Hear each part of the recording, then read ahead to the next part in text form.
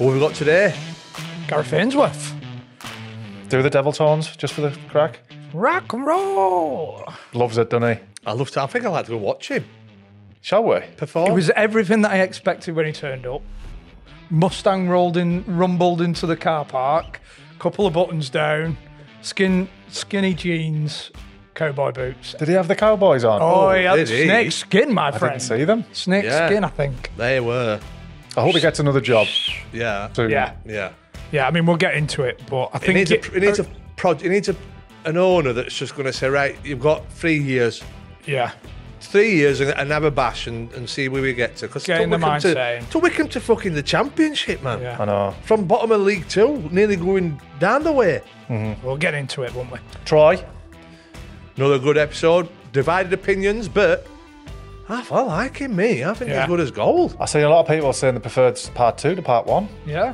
but I thought 2 very good episodes. Yeah. Doesn't give a toss, does he? But just says what he thinks, like a bit like I do. You just say what you think. Just because somebody might disagree with that, don't mean that you're wrong and they're right, does That's it. it? He doesn't toe the line, does he? He just says what, I which is think- refreshing. Like I think we said it in the episode. Yeah, I think if he, Them numbers are eye-watering, aren't they? They made me. they are from like where he started, Squint. and then when he come out at Clink and that. I know. Yeah. Good on him. Fair That's it. play. Actually, not everybody can say what they want, can they? Look at that ref. I know. What they call him? Cootie. Cooty's got a red, innit? Yeah. He's serving a fucking 28-year ban. I don't by the way. think he's done it wrong, has he? Stop towing the line, Christopher. No, I'm not saying that, but he'll get sacked. Oh, for it. yeah. It's a shame it didn't come out 3 weeks ago. He'd have been nailed on for the jungle. Oh, aye.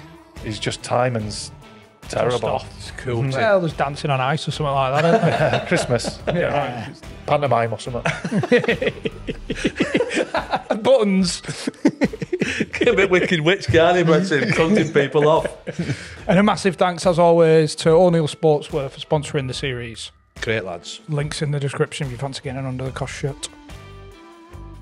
Get him Anything in. else? Get him in. Nothing from me, Chris. No? You I happy? think he's coming, yeah. Oh. So we better hurry up. Is it thumb out or not? No. I can never do it. Is that it? No. Index, little, leather pants. And hold your other 2 fingers down with your thumb. Yeah. Gary So no Ainsworth. springing. I mean, I get Big Nose for a nickname, but if I was going to pick one, I think Wild Thing would be. I do get big nose, yeah. Got best of both As well, yeah. But I was born with a button nose. This isn't like normal. This is natural. This is years of fucking elbows and things. A bit of cosmetic surgery on the pitch. that one day, but yeah, no. So mine's natural, mine's genetics, unfortunately. But Wild Thing, that is the one. There's one that you want to stick when Yeah. You start made calling my me heart Wild sing. Thing, please. You want me to call you it? Yeah, if you Right, no bother. Where's it come from? Wimbledon. A golf day at Wimbledon. I hit a golf ball through a golf, I didn't mean to, but I swerved and it went through a golf buggy and missed everyone. There were 2 people sat in a golf buggy. It went through a window and out the back, right through the middle of them. It's fucking unbelievable. And then Marcus Gale and Carl Lieburn, they started going, Wild Thing. Like, it just stuck like that. That name just stuck. And then they started playing it when I played for Wimbledon. They used to play it when I come on a sub or scored or something. They'd play the Wild Thing tune, yeah. So it proper stuck. And I'm like, maybe in my younger days, more a mild thing now, you know what I mean? Yeah. It's a good one, though. Yeah. That's It the is, one isn't you'd it? want to stick. Yeah. Better than hand pump. That we could, you're new. Not to me. Like, we had a goalkeeper come in once at fucking great nicknames. We had a goalkeeper once. The best nickname I've ever heard for a goalkeeper. He came on trial, and Sam Saunders gave him the best nickname ever, goalkeeper, Cat Flap. It's like everything that come towards him, he was letting in. He's going, fucking hell, Cat Flap. And we're like, oh my God. Would you rather Cat Flap or Weetabix Hands as a goalkeeper? Cat Flap's a bad one, isn't it? I mean, Weetabix Hands is a great. Yeah. Poppadom wrists and Poppadoms, yeah. Remember that one? Were you doing the music all the way through your career? All the way The through. bands? Mum was a singer, so I grew up with the music. So everyone thinks he's this footballer who became a footballer and thought he'd have a go at singing. Yeah. It's the opposite. So I was always music, yeah, always. Mum, You know, if you could have got to the very, very top of either. don't even finish the sentence, mate. music all day, every day, all day, every day. Yeah, David Beck and Mick Jagger, every single day, every day. What was Mick Jagger? What are you?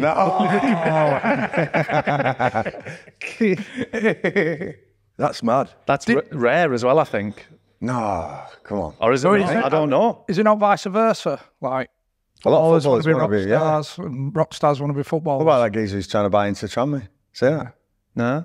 ASAP Rocky. You heard of it? Yeah. So I haven't heard of this one, but he's Rihanna's boyfriend or something. He's buying Tranmere. Jesus. I've never heard of ASAP Rocky. You will have. You'll have heard his songs, probably in my car. That's your Yeah, I don't mind it. bump and grind. If I've heard him in your car, it's shit. Yeah. There'll be one with lights down. What about you, Chrissy? What if you could pick a top of your profession? No, I'm with Gaz. Yeah. Oh, yeah. Yeah. He'd be on the stage rather than on the field. Yeah. Best feeling in the world. Yeah. Honestly, it's brilliant. People sing along to your songs. It's Yeah. fucking awesome. Adrenaline beforehand, before you go on stage. and Yeah, that. yeah. Love it. Honestly, love the music. Yeah. If I could not play football again in my life, which can't now, innit? But if I had to take football out of my life, music would have got me through that. But if I couldn't play music ever again, I don't think football would have got me through that. You know what I mean? That would have devastated me. So when you started, was there a worry that it was going to derail your football at all? Or were you focus and... Yeah, no, because when we were young at school, music was a bit geeky. Doing music back in the 70s, you know what I mean, and 80s. Yeah, it's a bit geeky. All the geeky ones did a bit of music, and all the cool guys were sport. So I sort of went towards sport a little bit and became a decent footballer. But I never made it until I was 16, right to the end. I was never a schoolboy anyway, anything like that. Do you think your music played a part in that? Yeah, I always had it in the background, and it's like when you get the ball on the pitch, you're the performer and you're the front man, you know what I mean? It's like everyone's looking at you, and I think that helped me, you know what I mean? Yeah. But yeah, music was always there, and I always thought I'd end up in a band or I'd do something musical.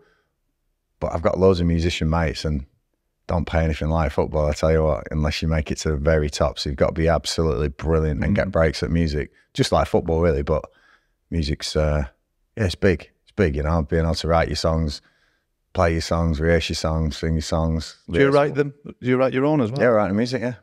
Yeah, so write our own songs, yeah. So the album, yeah. The Cold Light of Day, get it downloaded. Well, you are. Chris Yeah, we're having a head pop up with it. Yeah, it's all right. Turned They're all originals. They're all our own songs. Yeah, but there's The Wanderer, which they made us cover for when I was at Wickham, but that's not on the album. The album's all original songs. Yeah. Who did you support as a young lad?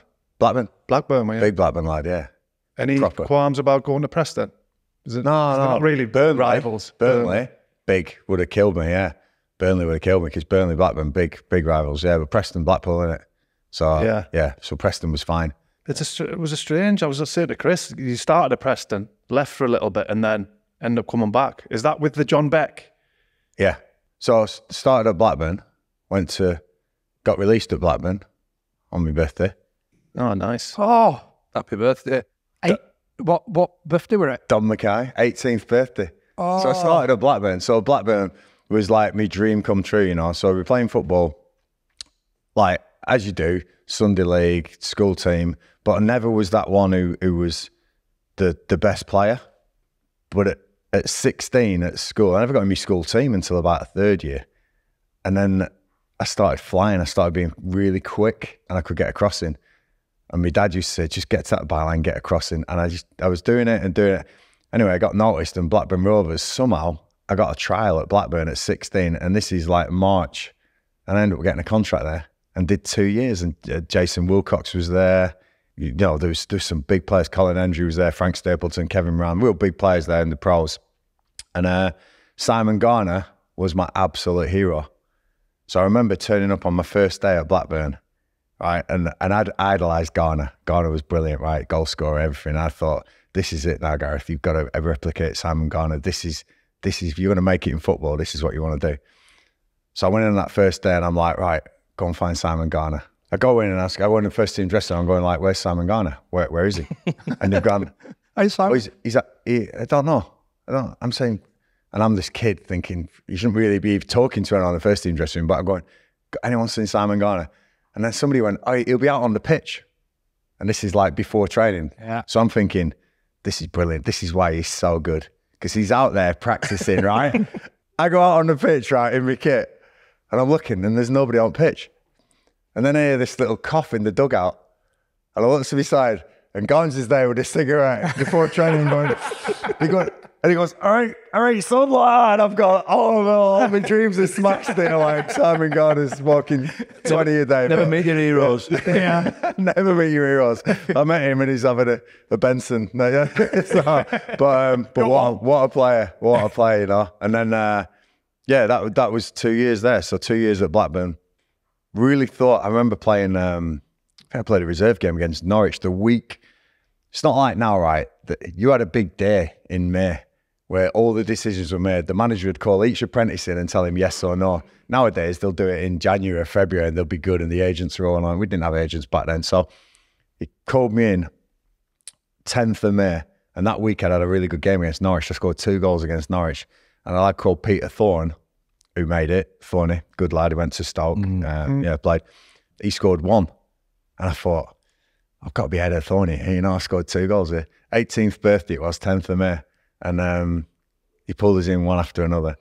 Anyway, told me on my 18th birthday, he said, you're not good enough, you're not going to make it. So absolutely, like just your stomach falls out, you know, your heart falls out, all that you'd done for them 2 years. I remember going out, held it together, but broke down in the car park, went outside, absolutely broke down, you know. Yeah, proper. It's like it's my dream. Yeah. The blue and white house to stick on, you know, and Thorny got it, the bastard. Did he actually? No, I'm only joking. He went on to a great career. Did he actually say after? You know, when you're looking at your forms, like, oh, fucking, it's his birthday today. I'd like to think he didn't know. Who was that? The manager, did you say it was Mackay? Don Mackay, yeah. I'd like to think he didn't know it was your birthday. Yeah. Do you know, nowadays, you'd know, wouldn't you? There's internet. Yeah. Because he mustn't have known. He can't have known because he wouldn't have done that, surely. Did he actually say, you're not going to make it? He said to me, you're not going to make it. He said, those were the words he said, look, I don't think you're going to make the grade as a footballer. And do you know what? He went on to manage Fulham. And I come on to where I went after, but I was playing for Preston against Fulham. And after the game, I met him in the tunnel. And he said to me, I knew you'd make it. He went, I was like, you're full of shit, John. Hey, just wanted to build some resilience in you. I'm like, hey, you didn't think I'd make it, you know? I was like, so that was Don Mackay, yeah. After Blackburn, I went on trial to Preston. Warren Joyce's dad, he was there, God rest his soul. And I couldn't get anywhere. I couldn't get near the team. And so they sent me out and said, look, there's nothing here for you. Go and play for Northwich Victoria. And Sammy McElroy was the manager, the ex-Man United player. Norman Whiteside was the physio. And it was a crazy double act. Like, so this lad had scored in the 1987 FA Cup final, winning goal for Man United. I've turned up, he's like doing podiatry on the Northwich Victoria. Honestly, I come in as like teachers and like lads who are working and so I walk into this non-league team. It's conference at the time. Sammy Mack's manager, and I remember my dad saying, just give me some ammo. I went for a trial, 1 game trial. Just give me some ammo to get. So I scored a couple of goals in training. Sammy went, right, we want you. And I played then for Northwich for about 3 months. Crazy how things happen. Preston then called me back and said, we've got no right winger for Saturday. This would never happen nowadays. They said, we've got no right winger for Saturday. Lee Ashcroft's got injured and we need you to play on Saturday. We've got no right wingers in the whole club and you're doing well at Northwich. Thank God I hadn't signed a contract at Northwich because this was on the Thursday. The manager called me on the Thursday. And on Saturday, I made my league debut without a contract. All I did was sign the registration forms to play in the league. So I played at Shrewsbury Town away. I think we got beat 2-1. I know we got beat 2-1. But that was me as a pro then. So I'd actually made it, but it was the strangest way to make it. You know, like you're getting a call. It wasn't the build-up that most players get. It were like, come on, I remember ringing Sammy, and Sammy's going, you're joking. Well, he was honestly, he was devastated. My dad, I have to say, like, ahead of his time, could have been head screwed on. All career, I didn't have an agent. He always advised me, but we never signed a contract because my dad always said, he thinks I'll make it. And yeah, lucky. So Preston. And then Les Chapman was the manager there. Released me at the end of that season. Again. I want my 19th birthday though. It was, he must have known that, do it on a decent day. And John Beck had watched me. So the notorious John Beck, you know, and that's probably where it all started. I went to Cambridge United.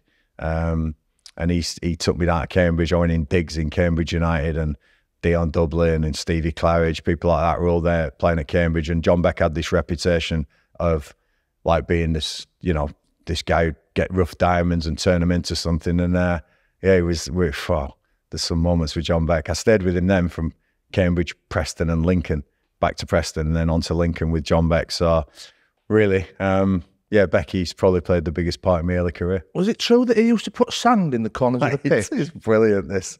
I made my debut at Cambridge and I scored the winning goal against Bristol City in the Championship. Cambridge were in the Championship here. It was crazy, right? I scored the winning goal. And this is, again, my career in the early days. Tough, I tell you. John Beck got a sack that week. So I'd made my debut, scored the winning goal for Becky. He gets the sack. And Gary Johnson took over. Remember, little Gary, the manager? So he started at Cambridge. And he left me out. Anyway, John went to Preston, got me back, and I signed for Preston, right? So yeah, obviously we all know John Beck's, and he had this method that was brilliant. I mean, it worked. It worked. He got Cambridge to the Championship, quarterfinals of the FA Cup. You know, he had this reputation of turning teams over. He used to hate us shooting from outside the box. He used to get us down the sides, get the crosses across, and that was my job. So the whole premise of the game was to try and get down the sides, get the flanks, heading wide, getting the wingers in, getting the crosses in the box. So at Preston, it was plastic pitch. And listen, I can't say whether he put sand in the corners or not, but I knew that when that ball went over the top and it looked like it were going out of play, somehow it stayed in play. You had to run past the donkey. Yeah. So I'm on the right wing, right? And I'm thinking, I'm after that.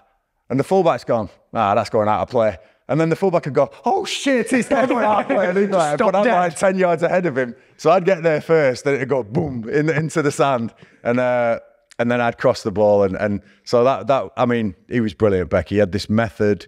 Tell us about the method, like instructions before honestly, the game. What was... Yeah, I mean, he was ahead of the game because he was doing stats, right? This is the early 90s now. So he's getting us in a room saying the percentage of scoring goals from outside the box, the percentage of scoring goals inside the box, the percentage of scoring goals from crosses inside the 6-yard box.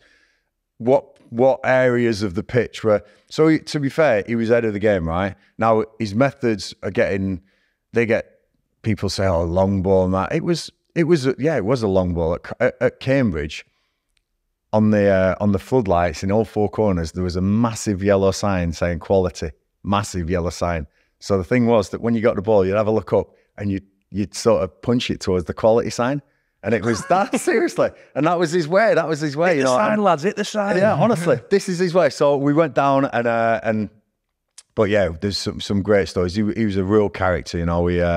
He was at Preston and he got the sack and he went to Lincoln. And I was waiting for him to give me the call at Lincoln. And I ended up going to Lincoln, not before David Beckham came into Preston and took my place. I knew my days were numbered then, I'll tell you that. On the Friday, Gary Peters pulled me in and went, I'm 19, no, I think about 20 years old. And Gary Peters has pulled me in and gone, you're not playing tomorrow. And I play on the right wing. And he went, I've got this 17-year-old in from Man United. And I'm walking out going, 17-year-old from Man United is going to take my place tomorrow. Anyway, David Beckham walks in the next day and that was me done. So off to Lincoln I go. And Becky, again, we had the same thing. He brought this team of young, like real enthusiastic, real, if you were married, that wasn't going to last long on a Becky. Put it that way, right? So, we're out every night. We're night clubbing when we won. And he's encouraging that. He loved it. He loved it, honestly. He wanted us to be so together. Brothers. He picked this young, that sort of thing, you know, this young, hungry team. But there's some moments there that I tell you about. On the first game of one season, we've done all pre-season, everything. We're building up to the, I think we're playing Leyton Orient in the first game of the season. And I've come in from the warm-up just a little bit early, get ready. And I see Becky getting carted off by 2 policemen. He's just been arrested before kickoff. So honestly, I'm thinking, oh my God, what do I say here? Like I'm in the dressing room, right? So all the boys are coming in. I'm thinking, don't I tell the boys here that the manager looks like he's just been arrested? Anyway, the chairman comes in and goes, boys, there's been a misunderstanding. John Beck's just been arrested. We're like, what the hell? And apparently there was some import tax or something that the company that he was involved with. So I don't know what it was, but yeah, things like that were like ridiculous at Lincoln. It just seemed to happen, these weird things. I think we went out and drew that game, but yeah, him getting arrested before the game was crazy. I mean, I remember him seeing him getting carted off, like, so I'm thinking, what's the gaffer done here? Like, you know what I mean? It's one of them. Can't really help him. But he was good. He was good with his methods, right? He was very meticulous. He'd make us play this certain way. And it's like, people have heard about this, right? He made us play a certain way. And there was one time he tested us, right, at Lincoln away. I'll always remember this. We were all warmed up at Lincoln again, and he got us in. I always remember this. I'm sat round, right, and there's experienced pros, young pros, and there's always been the talk in training sometimes, oh, you know, I'd love to play like this, love to play like that a little bit more. But Becky had his way, and we were like very structured. We had the method. We wanted to play this way. Becky went, right, I've had a think today, boys. He went, I've watched the warm-up, I've watched them warm up. And we'd planned all week for this, like, big plan for this game. He went, but I've had a look. He went, what I want you to do today is I want you to get it off the keeper. He says, a couple of passes in midfield, maybe a 1-2. He says, get it into the forward, hold it up, maybe go back and we'll go through. And we're like, oh, this is weird. Like, we're all sat there going.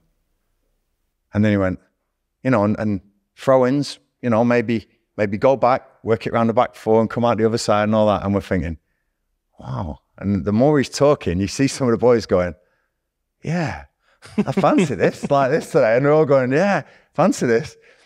And as soon as some of the boys started going, yeah, he went, do I fucking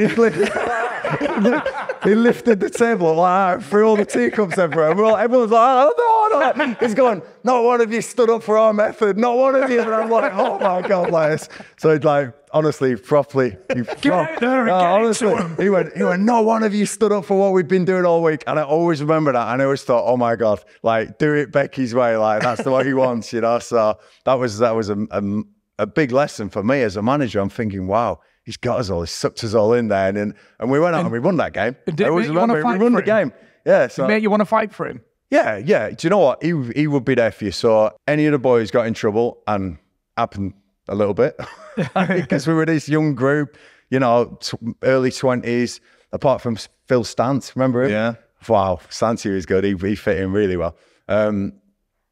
He'd be there for us. So there was the odd moment where we had to maybe visit the police station or something like that. And but Becky was there. He was always there, and he'd back you to the hill. We were on first name terms with coppers anyway. He knows the way in. Hi, Jeff. So let's go for our boys again. We had the annual trip to Iron Apple every year, and that became legendary at Lincoln. Like that was brilliant. Yeah, training camp. No, end of season training camp. And he'd be with you. He'd come with us. Yeah, Becky would come with us. I remember him on one of the first days, he'd be like, boys, he went, well, you know, we were staying up in the hills somewhere, and then there's Nissy Beach. I don't know if you've been there. Nissy Beach is the place, right? You when you're young. He went, and he had one of these little scooter things. And he went, boys, why you got one of these little scooter things? Like, and it's like this little popcorn grinder thing. He's like, this is going down to the beach. And so we've all got the upgraded version. I remember on the first day, we were all like bombing it past him. He's like, yeah, you did not one of those, one of these. Like, he was so good. But some good stories, Iron Apple. The last night, as you do, we all went out. We all went out in the afternoon. We all a few drinks on the beach and everything. It was me, Terry Fleming, John Whitney, some good lads, like close to now, you know, real close, real still good friends. Barry Richardson, you know, some real good mates. We got home, and it's the last night. We all decided to go out in togas, right? You must have done it, guys. Come on, togas, you know, the old Roman thing. Oh, the white sheets. Yeah, the white sheets, bed sheets. So the rule was trainers, bed sheet, and a belt, and that was it. That's all you could wear, right? Notes underneath? Nothing underneath, so that's all you had to wear, right? So we went out Iron Apple in togas, these Roman gods we were walking around there. Iron Apple. And as you do, you know, you end up not in your hotel somewhere. And I woke up, I think I got so smashed. I think it was me and Witters, I think. We woke up not in our hotel, in another hotel. And I remember I've woke up and it's the last day and we have to get back to the hotel. And it's the worst walk of shame ever, because I've woke up and I've gone, right, where's my clothes from last night? And I'm looking around and there's two bed sheets just look full of crap in the corner. And I'm thinking, and it just dawned on me, I thought, that's my clothes. So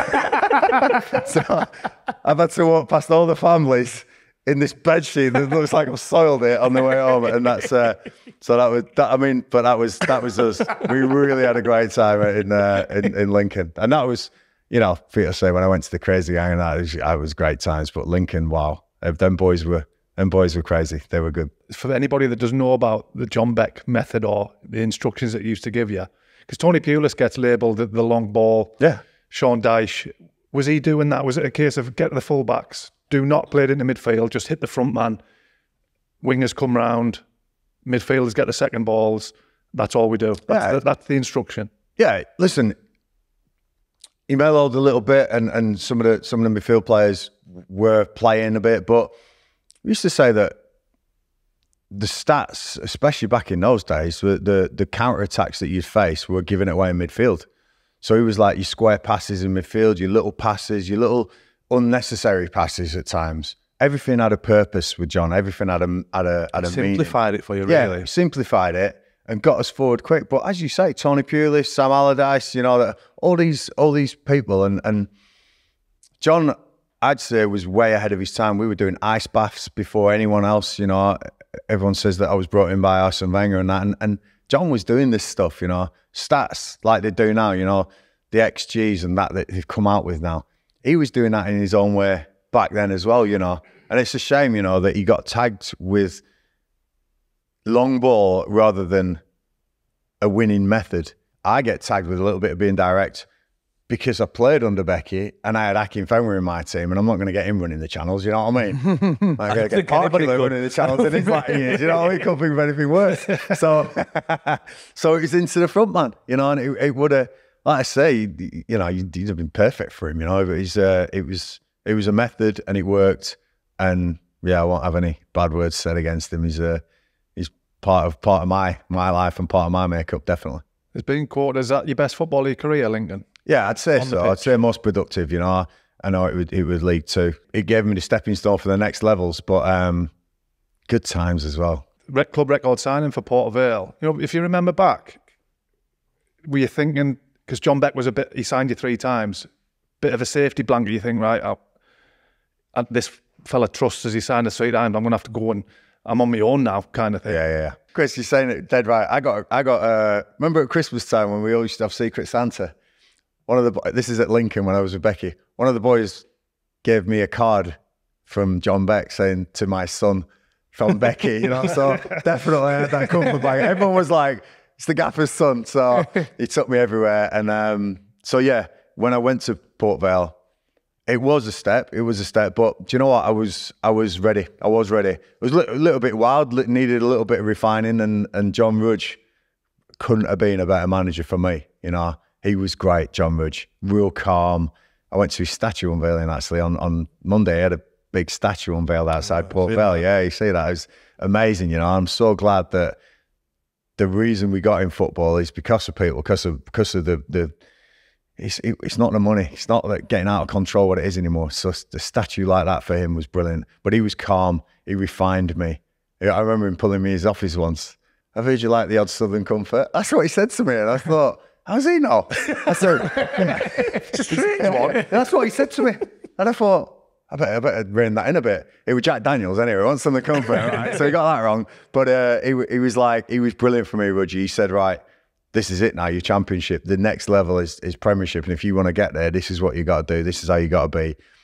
And I'll make you better. And he did. A year later, I was lucky enough to sign for probably the perfect club and perfect set of lads for me at the Crazy Gang. But yeah, it was good. So when you say you were out a lot, are we talking Saturday, Sunday, Tuesday? Nah, we were Tuesday, Saturday. I think back in the day was 80s, 90s. I started late 80s, 88, 89, 90 apprentice, and then 90s. I think Saturday, Tuesday, you could do it. We ran our socks off on the Tuesdays. You know, Becky, we wouldn't see a ball sometimes. We were so fit. So we thought we could go out and we'd have a few bevies together on a Tuesday. It was always Wednesday off, and then you'd be ready Thursday. But yeah, reined it in. Championship. It started then, this is 97, 98, and it started then coming in Wenger had took over with his methods now, and people were going, right, it's athletes now. You need to be more athletic, more athletes. I'd had my time, and I was ready then for knuckling down a bit. Still had my moments, but definitely was ready for trying to prove it in the Championship. Yeah. Did Leeds come in for you while you were at Port Vale? So Leeds, yeah, it's funny. Leeds, Tottenham, Fulham, and Wimbledon. Do you know what? I'd only ever been to London for a school trip, so I'm driving down with my dad from Blackburn. Back lunch on your lap. No, honestly, it was unbelievable. So Lincoln back to Port Vale, so back northwesty. But yeah, back down to London. It were amazing. Honestly, we met in the Landmark Hotel, and I think Wimbledon had just missed out on, is it Nathan Blake, the striker from Cardiff? I think they'd just missed out on him, and in the papers it was reported it was personal terms. So that went in my favour. So surely they couldn't miss out on another because of personal terms. Yeah. So we went in and we had this figure in our heads. My dad and we went, and they went above the figure, and I'm like, oh my God, Dad, like, sign it now, sign it now. And my dad's like, no, I think we can squeeze a little bit more. I'm like, no, sign, just sign. Don't mess this one up. So anyway, it was. You had the trust in your dad in that way, because obviously at that stage, players, other players must have agents and all that, but your dad's been there from the start. Yeah, there from the start, and really, right at the start, to be fair. yeah. Played a big part in being there, under 60s and that. He was there with that, but no, he was. Do you know what? He's savvy. Honestly, I'm lucky. Yeah. I say I'm lucky sometimes because I speak to some of my teammates, some of my other mates, and they're like, oh, the dads are either left or never around or not interested. My dad was so interested. He was a semi-pro up north and broke his leg and finished his career. But he, advice I can only say was brilliant from him. And if I've missed out on anything because I didn't have an agent, then so be it. I don't feel like I have. I feel like it's been the right thing the whole way through. And for my dad to have a call from Kevin Keegan, and then we sat negotiating with Sam Haman and Joe Kinnear, it's like, I think he enjoyed that as much as me. So, so all good. And if you're squeezing a bit more out as well, he's getting it. Do you know what? He got it as well. It's brilliant. This is that. Same with my dad. Was the opposite. My dad sorted my first contract now, and he was so naive. He ended up resigning as my agent after this. Because he just got sucked in. The club fed him loads of bullshit saying, Chris will be the highest paid 16-year-old. We're getting nobody else in on this money. And my dad was like, that is brilliant, that. Sign that. Next thing, all these Irish lads are coming over on 1,200 quid a week. I was like, Dad, you're in the bin. So you sacked him. The truth's coming out.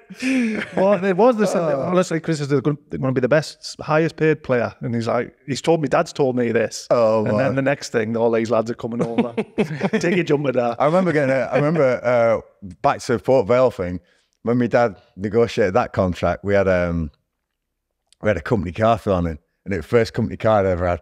But the owner of Port Vale was a second-hand car dealer, right? A guy called Billy Bell. And he was a second-hand car dealer. And the car I got wasn't as billed in the contract. I tell you now, I got this car, and every time I went around the corner, the seat wasn't screwed down. So my seat would go up like that, and I'd be like that around the corner. And I'd come back in like that. I thought, surely this got to deserve a better car than this. Like, roller coaster. Yeah, honestly. Did me core the world a good. Guys, we put the questions out, and I didn't know anything about this, but the amount of Sheffield United fans asking about the tackle on Dave Lighthouse. I mean, everyone gets the right to their side of the story, but from the stuff that we're reading, it was awful to read. So I just want to know, from your point of view, the story, basically. Yeah, listen, if I could pull out that tackle now and go back in time, I would, because obviously it ended Den's career. But there's no way in a million years I ever mean to end someone's career. You just go in full-blooded. And I was always a full-blooded player, and I remember playing the game. We were Port Vale, Sheffield United, big game. We're all fired up for the game. So, yeah, it just flew into a tackle, Missed time. I've gone over the top of the ball, caught him, but, yeah, in no way did I ever mean to injure anyone. I never would do, you know what I mean? That's me. I'm one of the lucky ones who never really got a major one. A couple of muscle strains that kept me out and that, but I sent him a letter, and I think somebody said, oh, you said you sent him a letter and he never received it. And, I wish that had got through, because he was apologising for the tackle. But listen, I can safely say I never meant to injure anyone.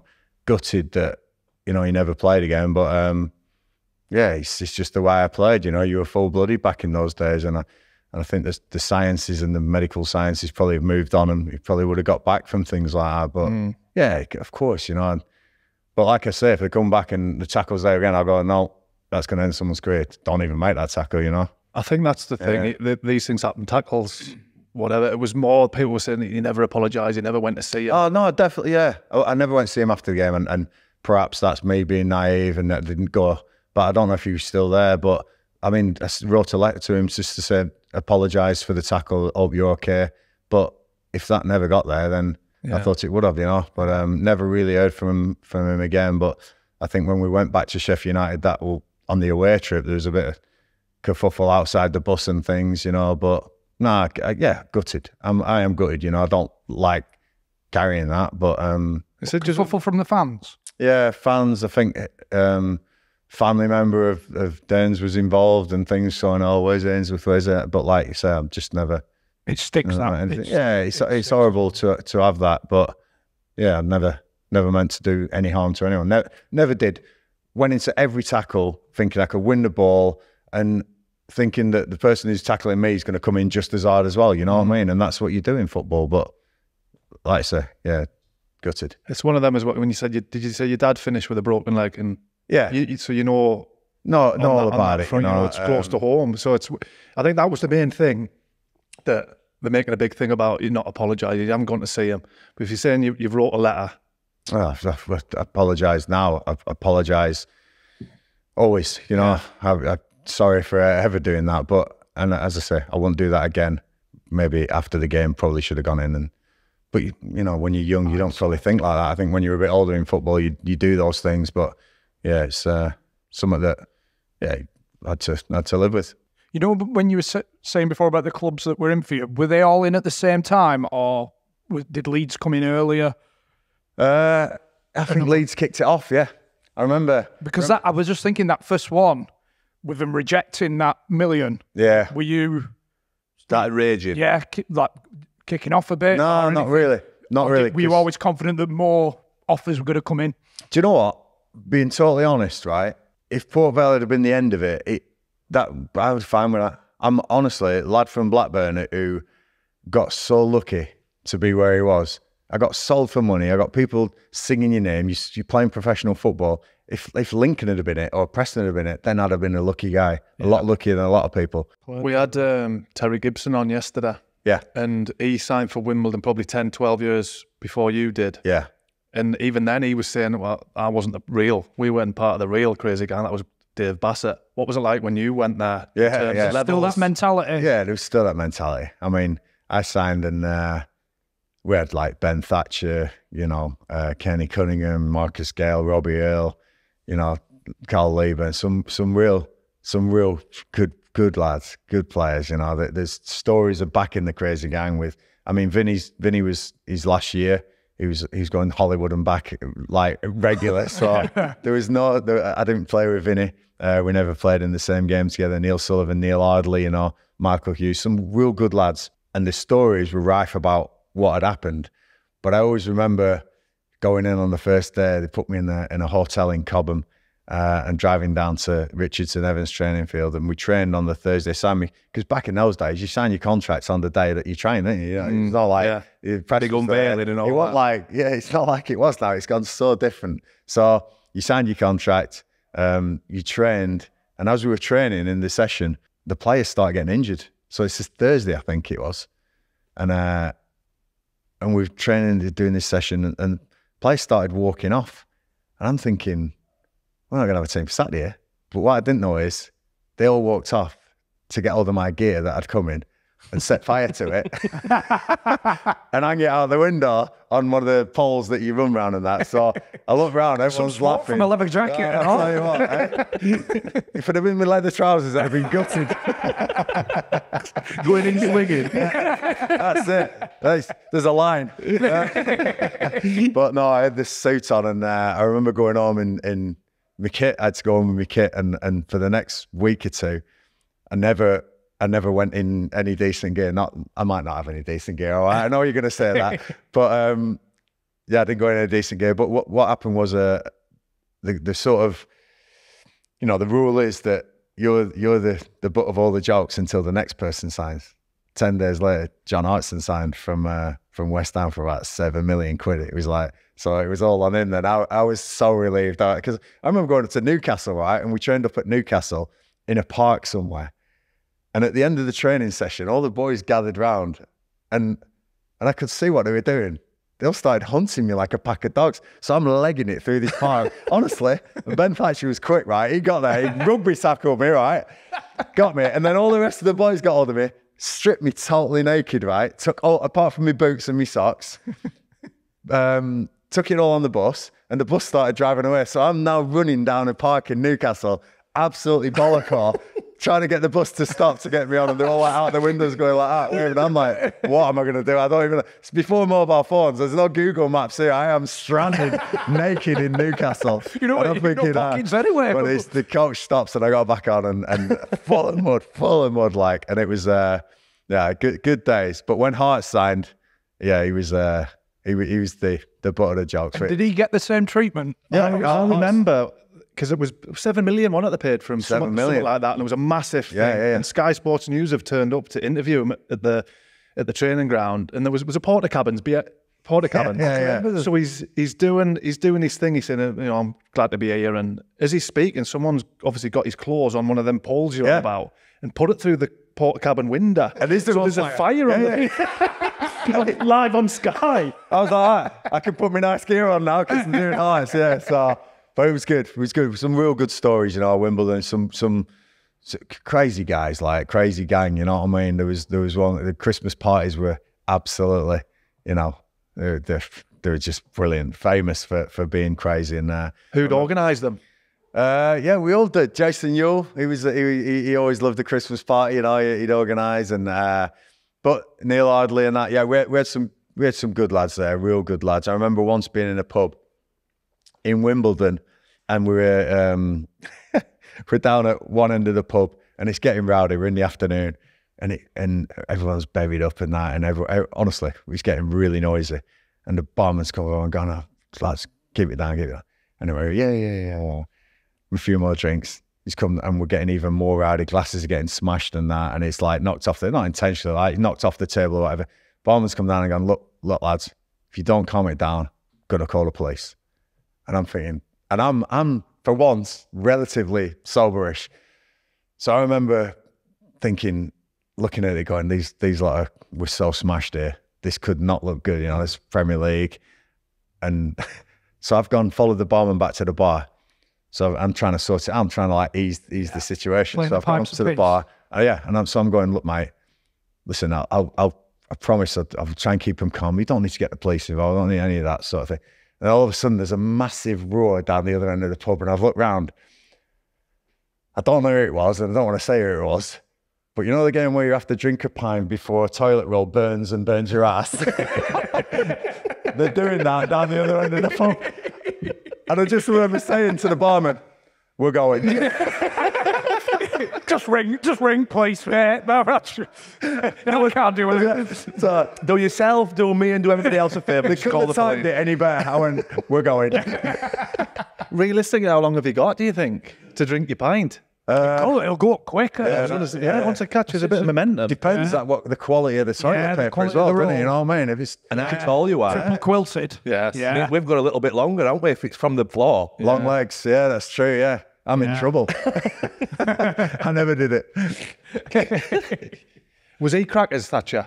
Yeah, Ben's a good lad, you know, and again, tough player. Wow. Went into tackles, couple of elbows crazily, you know, that got pictured and that, and that's something he did. But in training, I'm telling you what, he was tough to play against. Yeah, he was a good lad, good player, very good player, you know, and I think probably could have played for England, Ben, you know. But did you go well with Kenny Cunningham? He wasn't a drinker, was he? Kenny didn't drink, no. But yeah, Kenny was my roommate actually. So, but by the way, he didn't drink, but sneakily, Kenny Cunningham, he had his moments. I tell you that, he had his moments. Had a drink. No, he didn't have a drink, but he had his moments. I tell you, a little bit of a trickster and putting What, like pranks and stuff? Yeah, he'd start the fuse. He'd light the fire, a little fire. Right, one of them. I'm not sure if he lit the fire on that incident, but when he would light other little fires. Pull the pin out the grenade and then honestly, everybody just else leave deal it with there. Just leave something in there, Kenny. He was very clever, but great guy, you know. Have you ever had like an authoritarian manager? They've all seemed to be quite relaxed and letting the players. Becky was without a doubt. Rudgy, no, he was the other way. Joe Kinnear, wow, he could lose it at half time, absolutely lose it, you know. And But come in still and letting the blast lads you. But have the fun. yeah. The team spirit side of things, the managers I had they let that go. And they knew how important that was. But I think as times went on, and you know, I went to Cardiff after Wimbledon.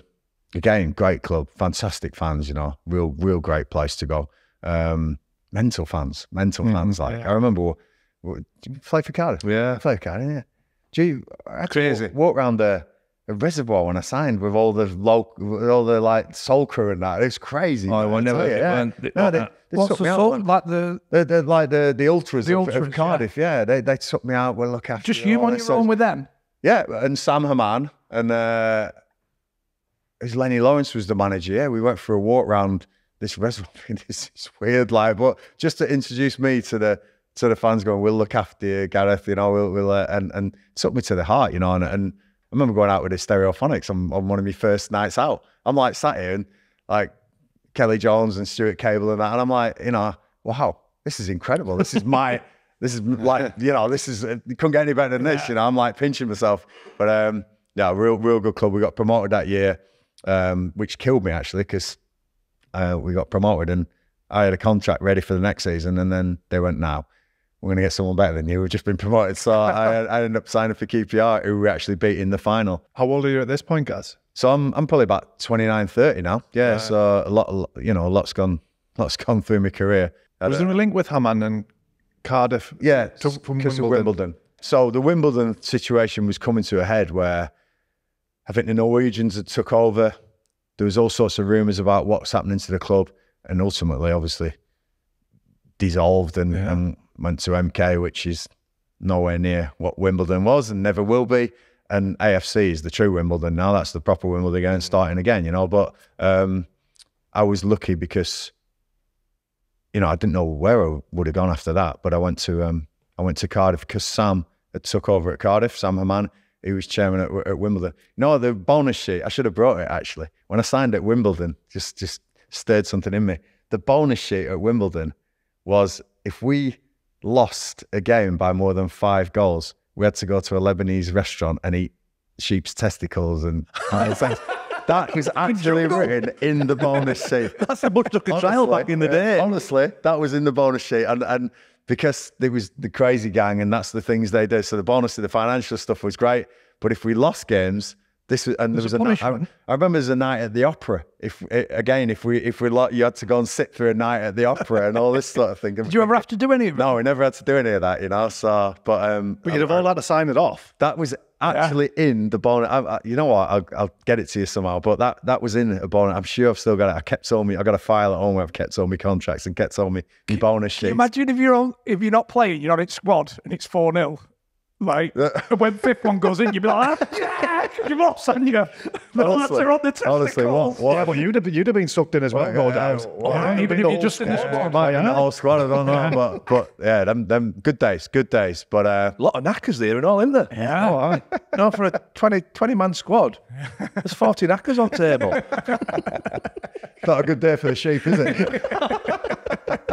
It's sheep like, don't let another one in. So we haven't heard much about John Beck, Rudgy, but we've heard quite a bit about Holloway, and we've had him on, but he's brilliant.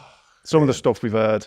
Ian, brilliant, honestly. Perfect for me again, you know. And again, team spirit, you know.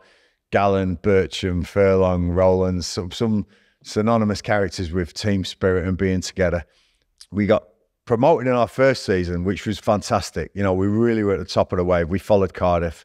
And you couldn't put that group of players together and not succeed. You were one of them where it was brilliant. Ollie made it perfect, and he knew that feeding the energy and letting us getting on with it was the right thing to do. You know, he wasn't really dictating. He just knew that we had good players there. The next season, we went to the Championship. We went to Ibiza for a pre-season. Have you played in the Ibiza Cup? No, I heard about it. Heard about it, yeah. Sounds brilliant. Oh my God. So this is July, right? This is July, pre-season, and we're going to Ibiza. And I'm thinking, surely this is a mistake. With the group of players that we have here, this has got to be a mistake. Anyway, we turned up in Ibiza and we're training on a plastic pitch, which again, is not great because half the boys are like, I'm 31, 32 now, thinking I can't train on a plastic pitch. This is doing my body in. But Ollie brought his family. He brought his family, so he's made it his family holiday, as well as looking after 25 players. And honestly, this is brilliant. So we play, I think it's Coventry, a team of waiters from Ibiza. They play in this cup, and there's another team, I can't remember who it was. And yeah, honestly, so we're playing the team of waiters and it's all kicking off everywhere. But honestly, so this night we go out, first night we get out and Ollie goes, right, the famous 1 drink, 2 drinks, Ibiza, we're in San Antonio, you know what I mean? This is not going to happen. So we're all out to the lake. I remember there was a fire escape and whoever was last in had to put the brick by the fire escape just to leave it a tiny bit ajar so everyone could come up the back steps. We found the fire escape. We found you're never going to keep footballers down in Ibiza. So we found a fire escape. Yeah, you know what I mean? Anyway, we won it. We ended up winning it. And on the last day, Dean Sturridge got a hat-trick in the final, right? He didn't do much else. His hamstrings were a nightmare, Dean's. Always injured. But he's got his biggest moment was scoring a hat-trick in the final of the Ibiza Cup. And this cup, I think we were still half cut the next day because this cup was massive, like the European Cup. We celebrated like we won the European Cup. You know, these waiters are like, gutsy, like. So just fill that back up, Manuel. So Birchie must have mentioned this, but yeah, the rule was whoever was last in had to keep the fire escape open, or if you were in, just to make sure that everyone else could get in. And we'd all be keeping our eyes on Ollie to see where he was, like. And the text message would be, Ollie's in the restaurant with his family. Now's your chance, boys. So we'd all be sneaking out. Yeah, honestly, it was brilliant. Like SAS getting out of the helicopter. I'll tell you. Have you got any examples of one of Holloway's Off the wall.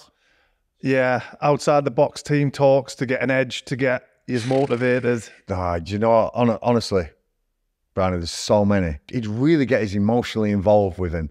Like emotionally. He'd do dances before the game. He'd put music on. He's got a bit as well, hasn't he? He's got a bit of moves, you know. I remember him putting in the promotion year. We had a meeting in this squash court, the thing that we had at the training ground. It was like a converted squash court.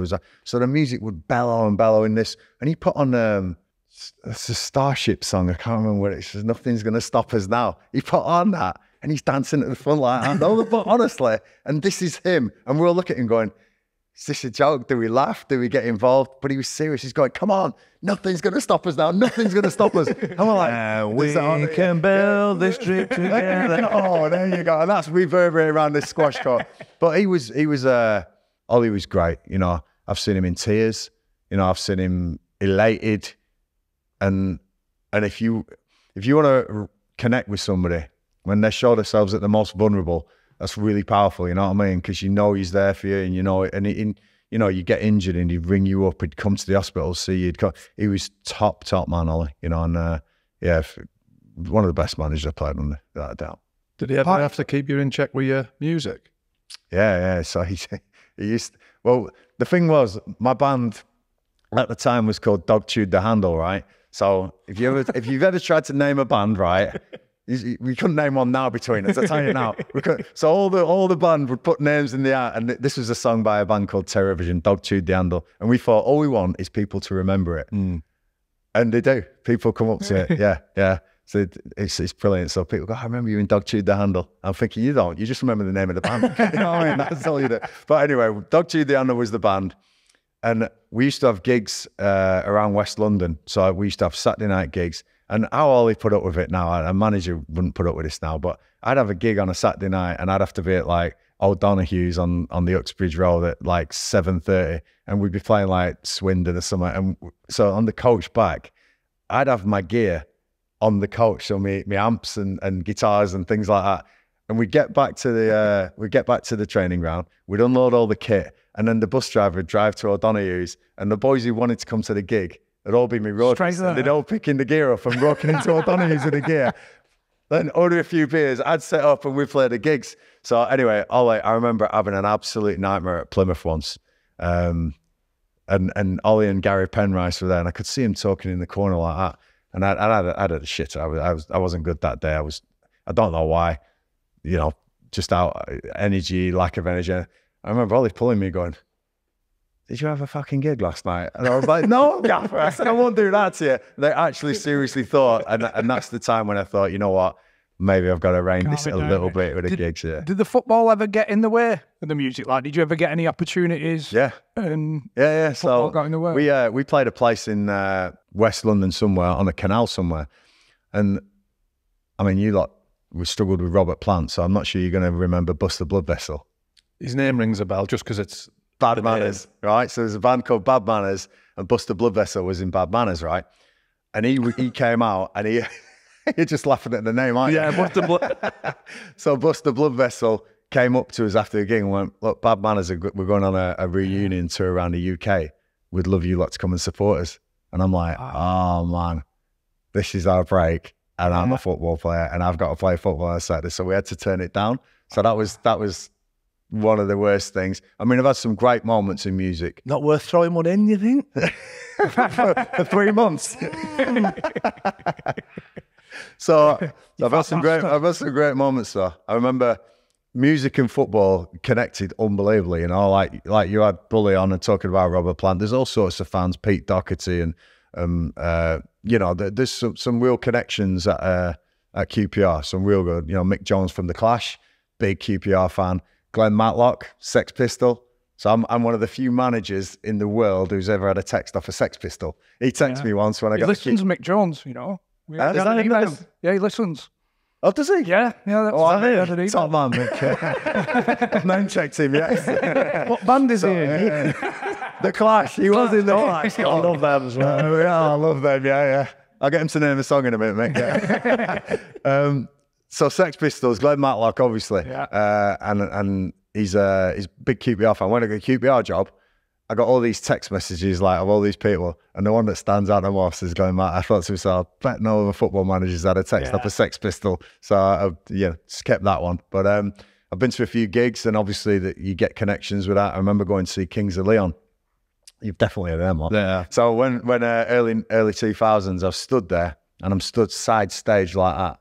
And again, one of my moments when you say never meet your heroes, I'm stood side stage, and I'm watching the gig, and all of a sudden the door opens there, and two figures walk in, stand next to me, and I'm watching Kings of Leon, Brixton Academy, and I'm looking at the crowd, they're buzzing. Anyway, I just looked to my side, it's Mick Jagger and Kate Moss, and I'm like, oh my God, like that. I'm thinking, what the hell? And he must have gone, what an idiot this guy is. So and in the green room afterwards, I'm like, Mick, can I have a photo, please? And you're not really meant to do that in the green room. The green room's like people who don't take photos. I'm like, please, can I have a photo? It's honestly one of the best moments I ever saw. Yeah, I'm looking past Mick. Yeah. Looking at Kate. I like it. Yeah. Give it the wing. Tell you what we'll do, we'll just have a minute to thank O'Neills Sportswear. A quick pause in play What are they all about, Chris? for these. The quality, we've got Big Mick McCarthy's shirt here, but get your own. One of these, or for your 5-a-side team, 11-a-side teams. Bespoke kit, so you can design your own, can't you? Yeah. There is a minimum order of 12 Yeah, maximum, you can just go as many as you want. in array of sizes. Up to 7XL if you've got a believe big it or dog. not. There is, I think it's 4 to 6 weeks from design to delivery, which I think is a quick turnaround considering. A very quick turnaround. But yeah, thank you to O'Neills Sportswear for Sponsoring the this series, providing us with unbelievable kits and giving people the chance to buy their own. Yeah, so thank you very much. As I said, the link's in the description, I believe, as always. So, What's your favourite colour? I like the green and white one. This one for me. I want to get Big Mick up again. Do you know, towards the back end when you were playing at QPR, you already got your eye on your coaching.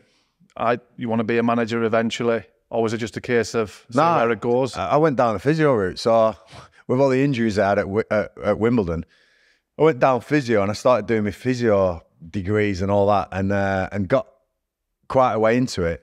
It was the time when the Italians just came in and started taking over. We had Gianni Palladini came in, and then he brought in Flavio Briatore and that. So managers were getting sacked left, right and centre. We had Ian Holloway, then we had Gary Waddock, then we had John Gregory, then John Gregory went, and we brought in a guy called Luigi Di Canio. Not Paolo Di Canio, Luigi Di Canio, this Italian guy who came in, but he didn't speak a word, right? So my wife is Venezuelan, right? So 20 years ago when I met her, I thought I'll impress her. Started speaking Spanish, started trying to learn the lingo. Paid off in the end because of this, right? So Luigi Di Canio comes in, didn't speak a word, and Italian and Spanish are quite close. So he would speak to the boys, and then he'd look at me, and I'd sort of translate loosely what he was trying to get to the boys. And this went on because he didn't speak much English at all, you know. He had a translator with him, and that helped, but the translator wasn't really a football term guy. Right, so you could. So after games sometimes, he'd lose it in the dressing room in Italian, and the translator would stand there going, "Boys, that's not good enough. I'm looking forward to January." And I'm thinking, the message is getting lost here. You know what I mean? But it's like a robot translator. I'm thinking. So you're going from Italian to Spanish to football language. Yeah, to try and football languages. Yeah. So I'm saying, so anyway, Luigi says to me, he says, "Look, take your coaching badges." He said, "The boys respect you. You know what you're talking about. Have a go." Anyway, Luigi, the end of that season, leaves QPR, and Ian Dowie comes in, and Ian Dowie gives me reserve team manager job. I think Ian Dowie, Tim Flowers come in as assistant, and then he gives me reserve team manager. So I'm like 35, 36 now, and he comes in, and this is now the crazy period. It was an absolute shit show. This is the crazy period now. You know, the 4-year plan that they show that documentary. Yeah. I mean, wow, this is mental. So Ian comes in and lasts about 4 months, right? So you could feel it coming. You could feel it coming that they weren't happy upstairs. And I think, the Italians, Flavio controlling the club, he come down one day and he just sacked him. Like, I don't know how you meant to do it, whether he did it officially or unofficially. He just sacked him in and I'm in the office, and he's almost like, "Dowie, no more," because his English was brilliant. He could speak good English, but no more. And he looked round, and this is the start of this, which really annoys me, right? My name's Gareth. Always has been Gareth, never will be anything else. He's looked round, he's looked at Tim Flowers, and he's looked at me, and he's gone, "Gary." He went, "You take the team." So I'm like, can't even get my name right, mate. So this is a big day for QPR, right? And he's gone, "It's a big day for Gary." Bigger day for Gary. Oh, God. But you're going, "Gary, take the team." I take the team then for 5 or 6 games. And it goes all right. The problem why Ian Dowie had been in so much trouble is that QPR had signed these 2 Italian players, right? One called Matteo something and one called Samuel Di Carmine, right? And Flavio was on about this Di Carmine, sign him. Now, Samuel Di Carmine was a great lad, but he was no way a championship player. Not for me, and many of the people didn't think he was, you know. Good lad, good player, but championship maybe odd game here and there, but not really to start, and not really for a promotion campaign to the Premier League. My first game was Reading away. We drew 0-0, and I didn't play Di Carmine.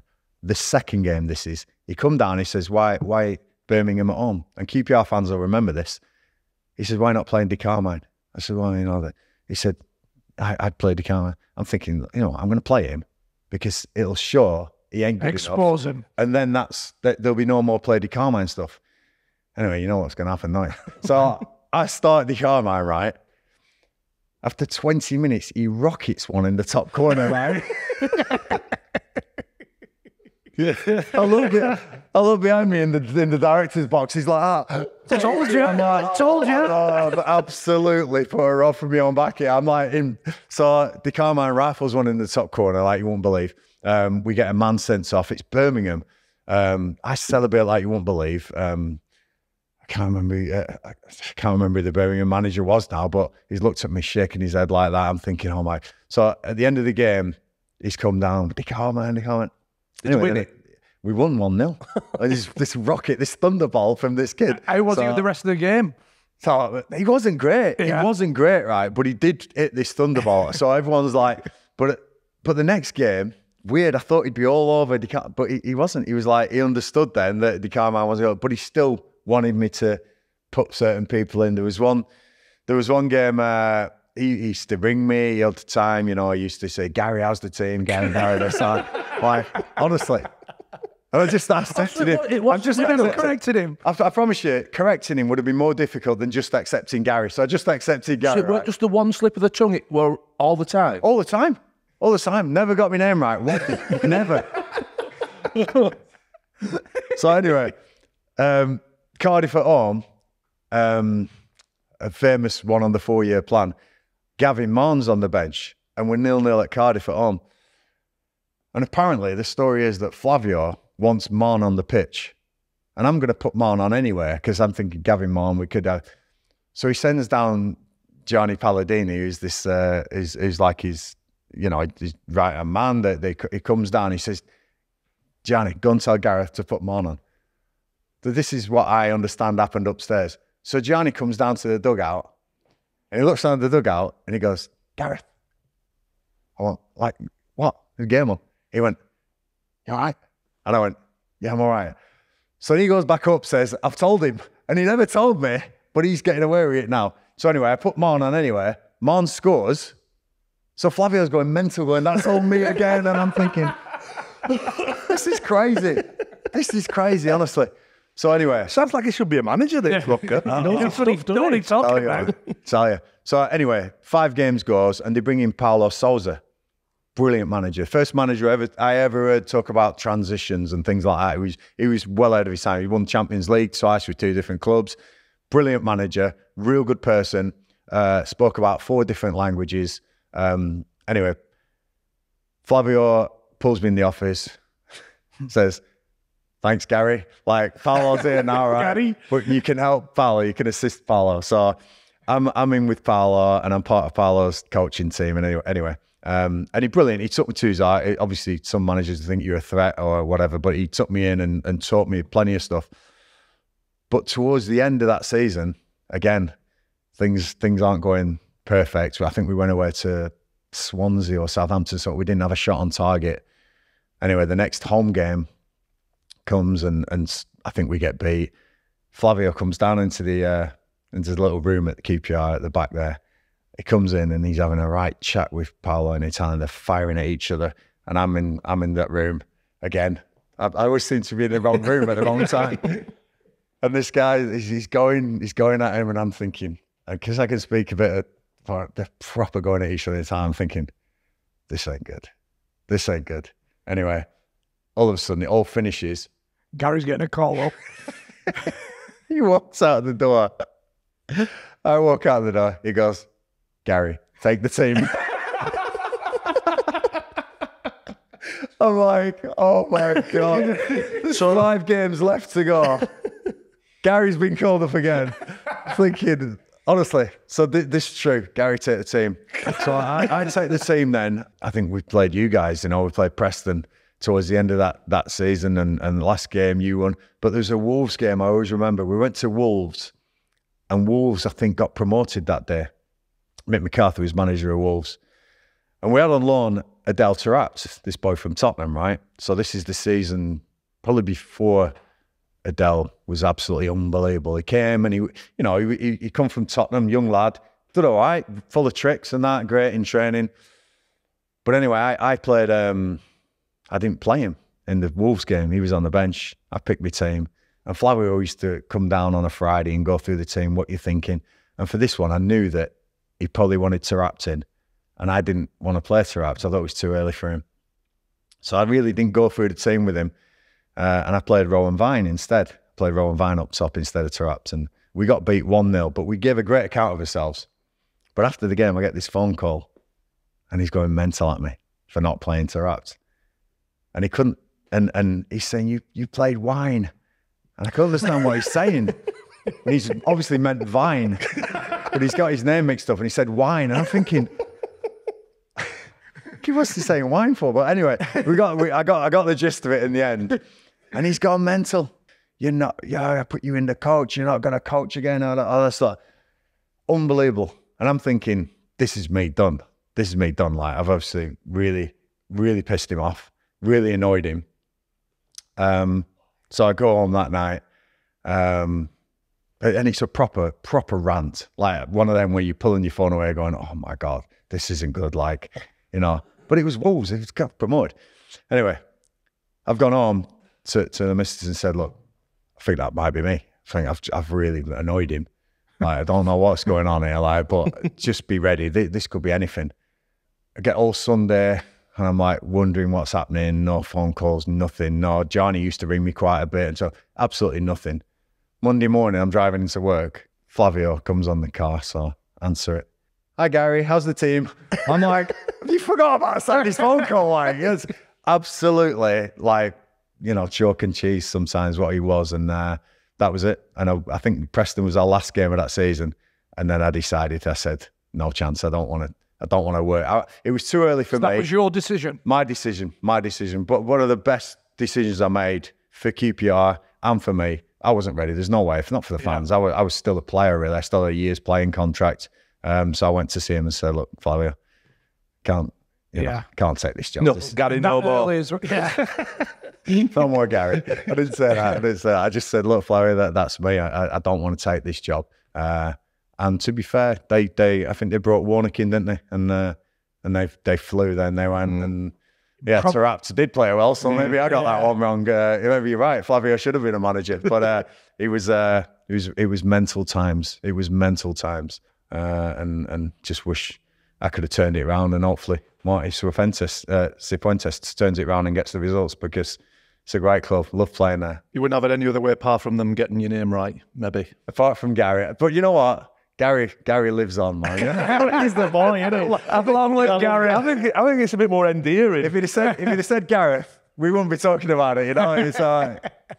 Did that wet your whistle though for managing? Yeah, it was tough, Randy, because I'd put sessions on for games, but there was a lot of interference. It was a bit of a circus around the place, or you know, and signing players that, you know, selling players. I remember we sold Dexter Blackstock. So he was our top scorer to get money in, and we were trying to go for the Premier League. It was just mayhem at QPR at that time, you know. So I think the perfect manager was Warnock to come in and sort it out, and they got the Premier League, and that was great. But I'd left then and gone to Wickham, and you're right, I was second my badges.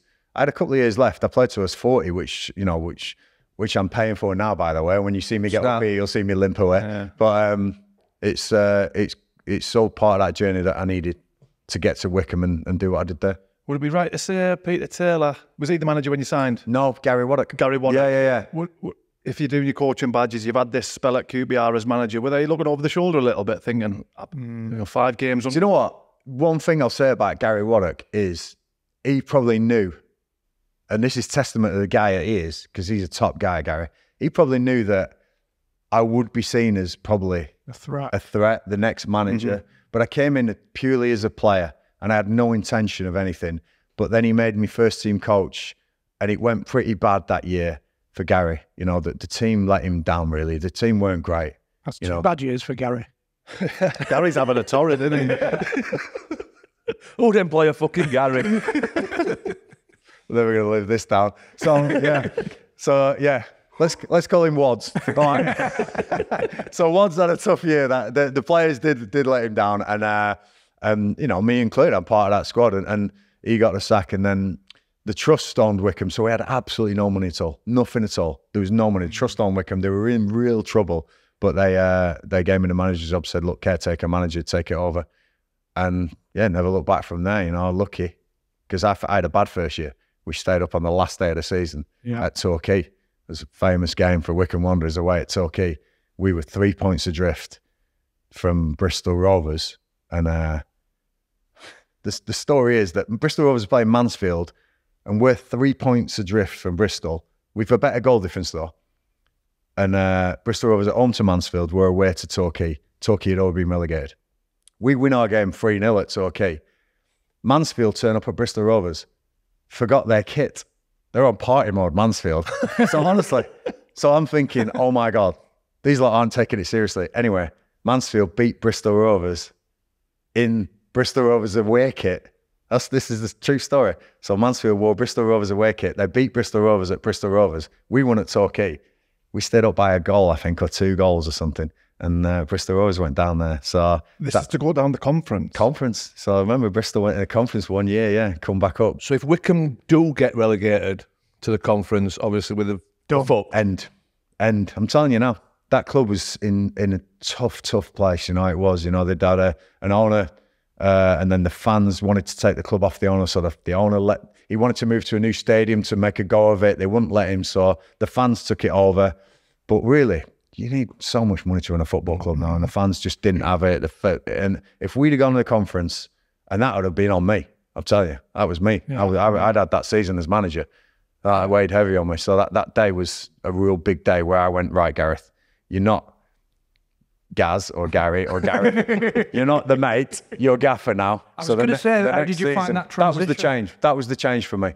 And anyone who's a player manager now, get gaffer. Get you. It sounds a bit pretentious. Call me gaffer, but it just separates you a little bit from the boys. It just is that boss or something. And did you not? At the start, I was still Gaz. I was still Gaz, the player. I played with half the lads, you know. Separation. So were you still mate? I was still mates with them. I was still mates with them, yeah. But you've got to sort contracts out. You've got to drop people. You've got to. So I couldn't be Gaz the mate. I had to get out there and be gaffer. And that second season was a massive one for me. And we made the playoff final that year. You know, Alfie Mawson came in and Aaron Pierre. Some signings that I'd made, some decisions I made, and I'm pleased I made them. You know. What about attire? When you first got the job, that's something as well. Yeah. So again, I made myself tracksuit manager at first. Tracksuit. I was player manager as well, so I was coming on as sub sometimes. You should have seen the faces on some of the players who I'm coming on to replace, by the way. Devastated. You know what I mean? I'm 4 years old, player manager, and I'm like, come on, you're off, I'm coming on here like that. It's like, oh God. And I did all right. But so the attire changed as well. The next season, I've always had the rock and roll look, you know, and I felt like, be you guys. Yeah, I made it a conscious decision to go, right, a lot of blue. I get hammered for wearing blue all the time, and I do wear blue all the time, but I thought Wycombe, blue shirt, blue trousers, cowboy boots, get on that touchline and be you. And that just made the difference for me, you know, from that player to this guy now, maybe not the manager, but this guy who's running this team. And yeah, he's gone from strength to strength at Wycombe for that. And So are you looking for players? Sorry, Chris. Are you looking for players like who's maybe bigger clubs dropped out? Yeah, basically just They're obviously going to have ability, but you've got to try and make them into something more and sell them. Is that your remit? There was two remits, right? And what I never got, Parky, was I never got their middle 23 to 28 year olds who were in the prime of their career. So you could never afford them at Wycombe. So it was always either the ones who'd been let go by clubs, like you said, the diamonds, like me at 18 when I got released to Blackburn, like those players thinking they've got some up, they just haven't made it. Or the others I could afford were the other end of the scale, 30 pluses that got to be really careful here that I had to sign the ones who were still hungry, had still had great attitudes, because at 30 pluses, you're thinking some might just be coming for a pay packet to see their career out. So the two blend worked really well. These old lads got these young boys and developed them through, you know, and I'm still a massive believer in experience and players who've done it, have been there and done it and had promotions and had, you know, so I did sign, you know, Akin Fenwa was a prime example. Joe Jacobson, Matt Bloomfield was still there. Marcus Bean I got from my old clubs, QPR, I played with Sam Saunders, you know. So some of these older guys who came in, Nathan Tash and Craig Cale Smith, with your Alfie Mawsons, your Dominic Gapes, your Aaron Pierres, your, you know, Eberici Easy came on loan and things like that, you know, and I'm name dropping a bit there, but they learned from these boys here. But I never had that middle section that because they cost. They're in the prime of their career, you know. So And that's what happened. And that's how we made a go of it. And would you make a decision to pull these experienced lads in and have a committee? Yeah. Yeah. And say, right, this is what I want you to do. We'd have these lads. No. Listen, Akin Fenway was the best guy, honestly. We had a kid called Alex Samuel who would run and run and run and never stop running. And I'd say, look, they play a high line tomorrow.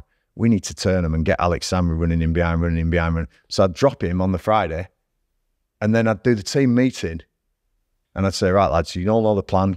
We're going to train it now. And Akin Fenway would go, Gaffer, wait on. Right, boys, you know what he wants. Get out there and do this. And he knew he'd been dropped, but he'd still be giving that to the boys. And Positivity. I thought to myself, you know what? He knows he's not playing, but he's actually there going, come on, lads. You know, and Bloomfield as well. People like that. We had this just energy at Wickham and Stockdale, you know, top guy again. Just this buzz, bit crazy, Stocko, a bit out there, but just fit it so well, you know, and that's what we had there. Yeah. Do you know that when was it Southend that we got bid on against Southend on penalties? Yeah. How was that to get over? Dust yourselves down and go again? Yeah. Do you know what? Honestly, Brian, we'd had such a great season that year that we'd had such a contrast from the season before that it was fine. It was fine. I didn't expect to be anywhere near the playoff final, you know, anywhere near it. We smashed Plymouth in the semis. I couldn't believe it because Plymouth were a good side. But we got there against Southend and that last minute, honestly, last second of the game, they scored Joe Piggott and he put it in and to equalise in extra time. And it went all the way to pens. And it was tough. I remember putting my arm around Phil Brown as the penalties were being taken. And he said to me, what are you doing? I said, well, we can't do it now. I said, this is in the lap of the gods here. I said, and he went, you're top man, Gareth, you're top man. And I always remember that because I thought to myself, when it does go to penalties, we can't do it out there. Yeah, it's the boys, you know. It's like, you know, don't tell me that this XG 0.7 of a goal for any penalty. There's pressure on those penalties. I went to Phil and went, come here, Phil. Let's have a cuddle while these penalties are going in. To be fair though, you should have called him Pete. When his winning penalty went in, he ran off. I was like, what about the cuddle? And would you have been ready to go up that year though? No. Honestly, I probably would have been sacked the next year because the money that Wickham had got, they probably would have increased the finance a little bit. I don't know. They might not have sacked me because we'd done so well, but we probably would have come back down, Parkin. Yeah. We had a couple more seasons in League Two then. We got promoted then with like Luton and Coventry. Look at them now, you know, and these teams, it was unbelievable. And we went to the next level and all it was about then was staying up and we stayed up. We celebrated that big. And then the year after, wow, how we got to the championship was, you know, the story and a half. What was it in terms of your recruitment then? You know, you said you stayed up in League One. Was it a decision where you had to go, right, we need to go that next level of a player? Next level.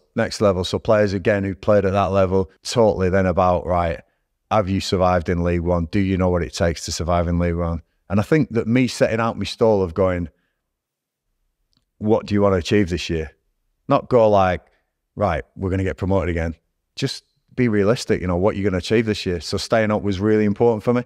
And yeah, we did it. And I was really, really proud. You know, one of my proudest moments was finishing 17th in League One, you know, the first season we'd got up. You know, that was a big thing for Wickham Wanderers. This team had been looked at as a League Two team and a conference team, League Two, Conference, League One, League Two, League.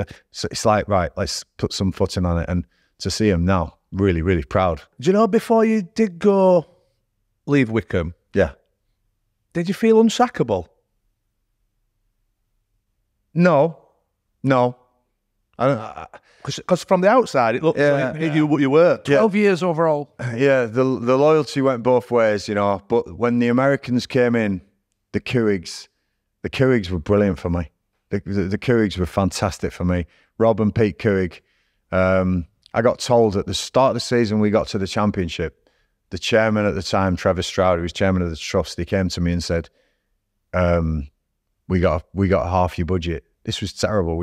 We just survived in League Two, and he came and said, I think 30%. So he said, we've got to take 30% of your budget. And I said to him, we're going down, you know.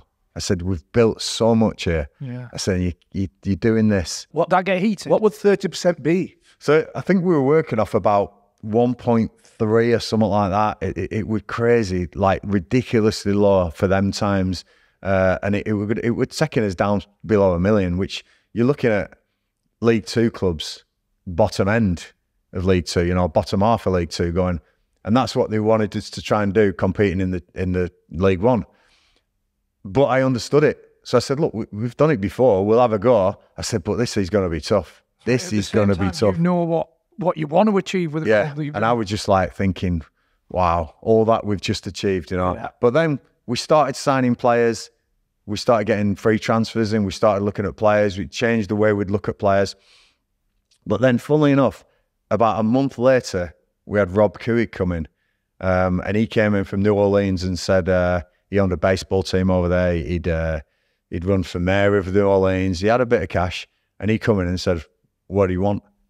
And I said, look, I don't want you to give me a figure of a budget, but if I could sign this player, this player, and this player, this will make us stronger. And I think it was David Wheeler, Paul Smith from QPR on loan, and a couple of others. And we got them in.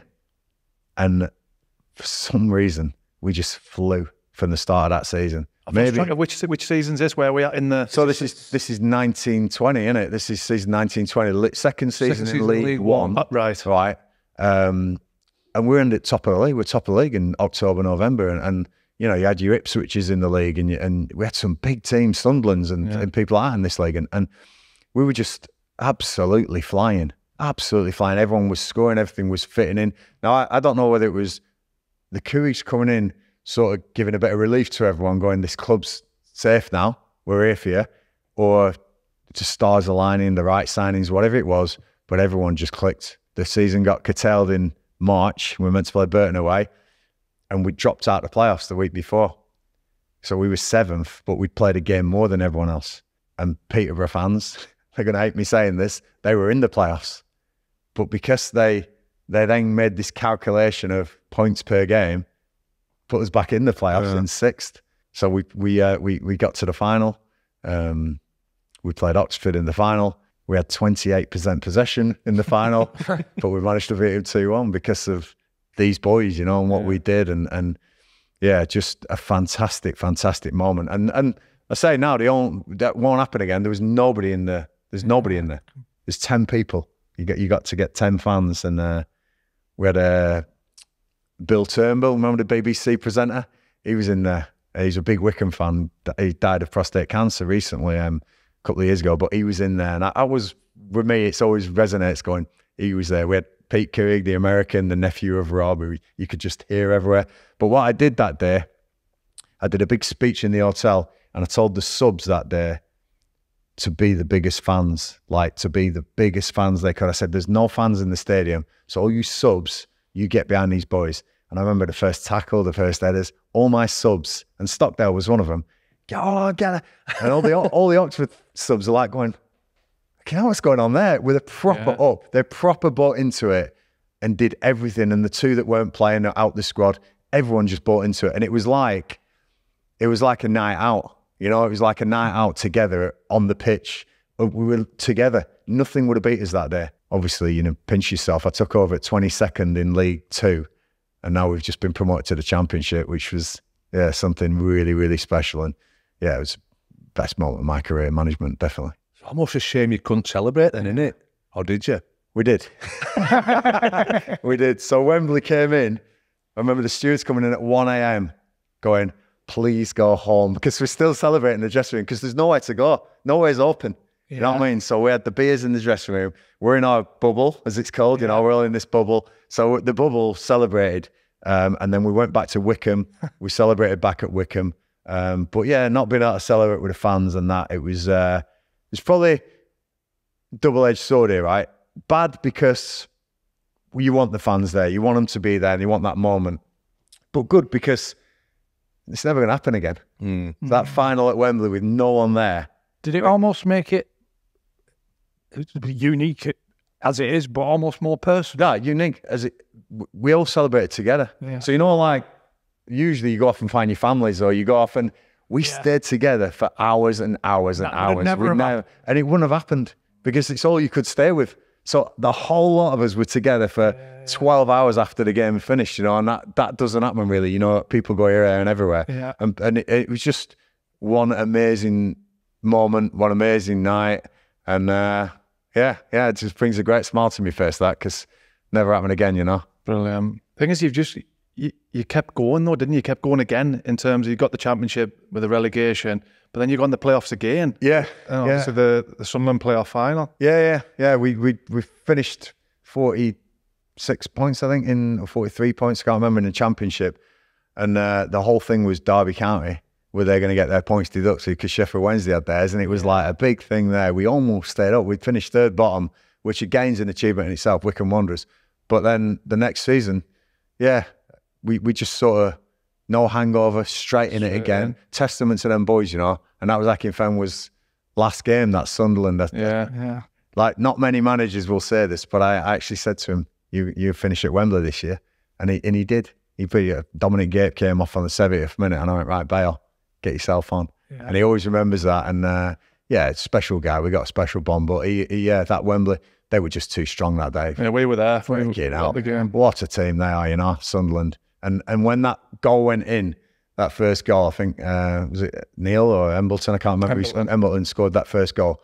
I've never heard a sound like it. There must 95,000 there, or 90,000 there. There must have been 89,000 Sunderland there, because it was unbelievable, that noise. I always remember that. I always remember that noise, thinking, wow, we're up against it today. Well, 10 seconds before that goal, I'm talking about your shoes, because we did a video at the game. We're saying, what's Gary got on now? I think it's a brogue. I got the Caymans on today. So, And then Embleton's gone and stuck it in. Do you think you'd have stayed if Wycombe win that game? Do you think you'd have stayed? Yeah, do you know, like, I always said there was two clubs that would tempt me away, and one's QPR, one's Blackburn, because that's where I'm from. That's my childhood. Big Blackburn fan, right?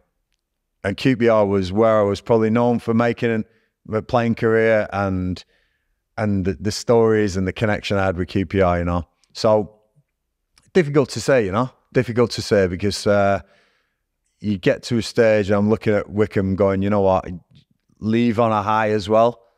Like, I'm not one of these that looks now, goes, I wish I was still there, because I'm so proud of Blooms. I'm really proud of Blooms. And like I say, hopefully there's 1% of the structure that we put in place still there, and that's helping him. Brilliant. Yeah. So the QPR thing is like, it was the right time. It was a hell of a challenge. Hell of a challenge. I walked into a team that was used to losing at the moment. Mick Beale had took them to the top of the league.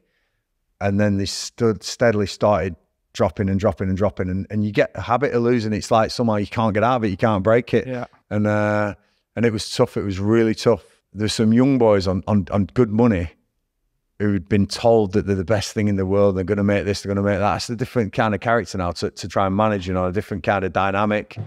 And I really wanted to bring a culture. In my opinion, QPR, the whole culture needed to change. I think they'd had a lot of change of managers, and the culture. And when I talk about culture and identity of a club, something needs to change. They're struggling to win at home.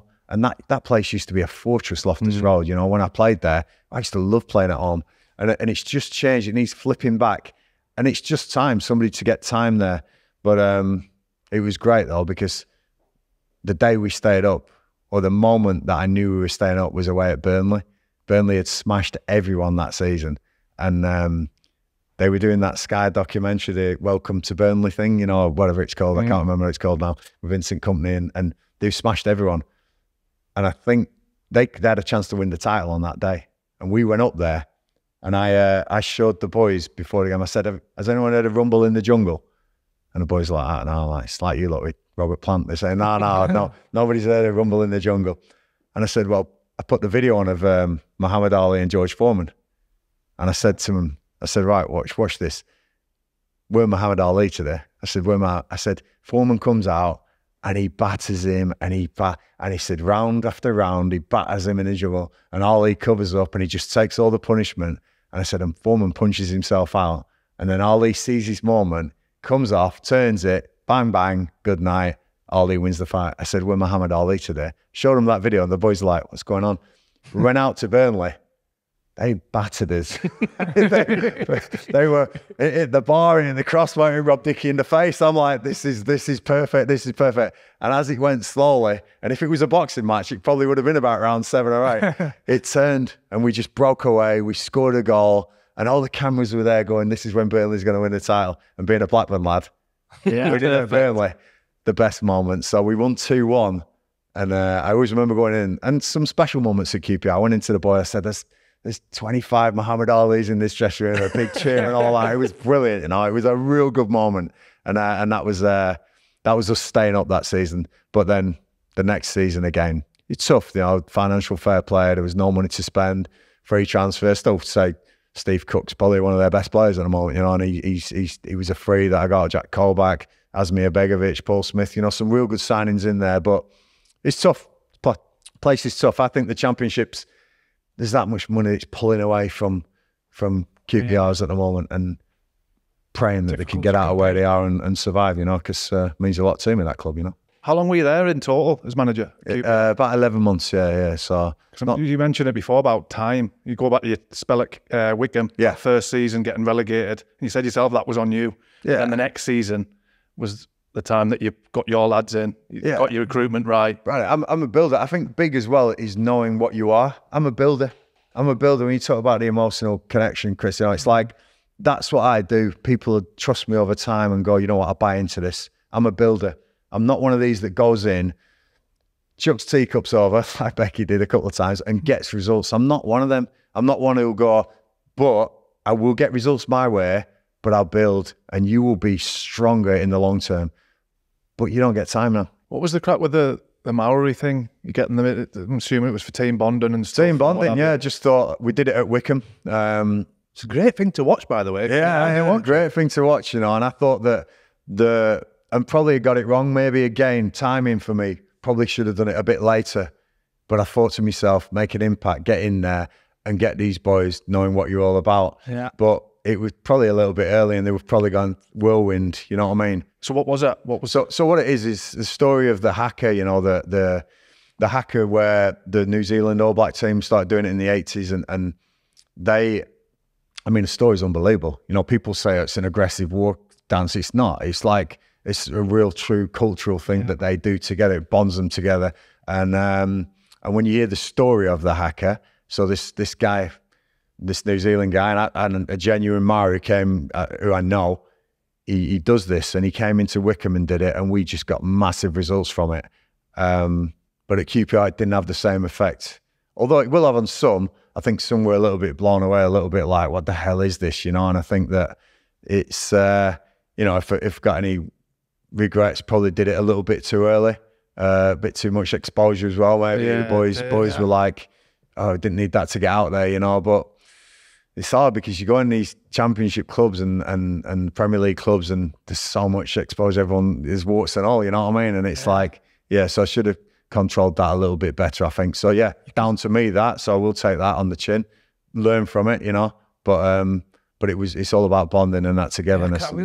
To get that message across is really powerful if you can get it across. If you can get it like across. You said, when you see the All Blacks, when you talk about it's egos are out the window. There's no egos there, is there? They all get involved in it. Right?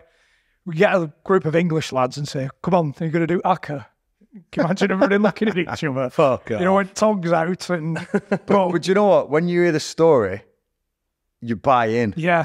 But we're too early. It was too early. Wrong time, and totally take responsibility for that. But that's me. That's me as a person. A little bit different, you know. Thing is, it's how it's perceived as well, though. Because you look at Arteta, he got a magician in to nick these players' phones out of the pockets while we're at the table. And all of a sudden, it was an unbelievable thing. It was something to do with concentration, remain focused. And he was a genius for doing it.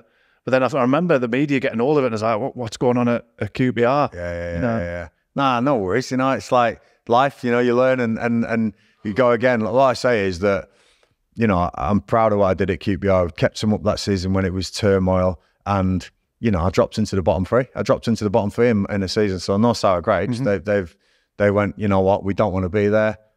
Okay, that's fine. You know, I gave my absolute best. I gave everything on the pitch and off the pitch, everything. And they probably know a little bit more after this interview as well about Gary. What's the future looking like for you? What do you want? Yeah, I want to pick the right place where I go in and go, you know what, I get results. I'm waiting for that time where people go, you know what, I want to build a club. I want to look towards the future and go, we will be a really strong team. We'll have some base, you know. What I did at Wycombe, I'm really proud of. And as I say, the culture for me is so important of a football club, the identity, the connection with the fans, this running through the whole club, not just a fake thing on a Saturday that you're getting results from. It's a real bond that you're thinking, you know what, in the tunnel sometimes, and we've all stood in tunnels and you think, you know what, we're winning this today. We're winning this today. And that's, you feel it then. And we got Wycombe to the stage where people hated coming to Wycombe Wanderers. Whereas in the past they'd go, oh, it's Wycombe away, this. Nice pitch, they play good football. You know, this, we could have a chance here. Whereas they were going, oh, Wycombe away, oh my God, it's a small pitch, it's a horrible place to go. They're going to batter us, they're going to, you know, and that's an identity that they had, you know, a winning identity. And so that's what I want to bring to someone. And if there's not, like I say, I'm proud. And I'll see you on stage somewhere. Well, have you got many gigs booked in? Yeah. There's a few gigs booked in, yeah. So I'm going to plug my band like shamelessly here. So the coldbloodedhearts.com. People want to get on there. And we got the Instagram and everything going, but we got a couple of gigs. We got a big one at Christmas, 13th of December in Soho. That's going to be brilliant. I can't wait for that one. And there's one in West London coming up, Shepherd's Bush. So keep your fans out there, get in there. And we're playing a great venue in Reading called the Purple Turtle. Brilliant, guys. Yeah, top. Thank you very much. All the best. I've got a question for you, but I'll ask you off air. Oh, did we miss what? Was a guns at QPR? What was the? Oh, yeah. Remember that one? So we played. I think actually we played Sheffield United, you know, and we played them at Loftus Road. And I played with a lad called Danny Cullip, who was at QPR. He might have played against him, centre half. Brighton, was it? Yeah, Brighton. yeah. Tough lad, I tell you. Real tough lad. And on this day, I think Sheffield United had Akin Bayi up front. Did he play there? I think so, yeah. And I remember in his corner, Danny always used to get amongst it and be pinching and nipping like the old days did. And it went off, right, on the pitch. So it's gone off on the pitch. It's gone off in the tunnel at half time. And then it goes off again in the second half in the pitch. And then anyway, coming off the pitch, there's armed police everywhere.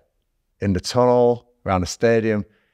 And I'm walking off going, it's only a bit of a fracas on the pitch, that. You know what I mean? There's no need for this. Like, it's a bit over the top, isn't it? little did I know that apparently there'd been a gun incident in the chairman where the chairman had a gun put to his head or something and trying to sign the club over and things like that. It's a big story back in the day at QPR, yeah. So Jesus. But obviously me coming off the pitch going, lads, it's all sorted. It's all sorted. You can go back to your day jobs now. It's all sorted. You're blowing it all out of proportion, lads. There's not even a red card today. Happens all the time, this. Nice one, guys. Yeah, top man. Thank you very much. Brilliant, mate. Best of luck with everything future. Thank you, guys. Yeah, appreciate it. You know, I hope it's all right for you.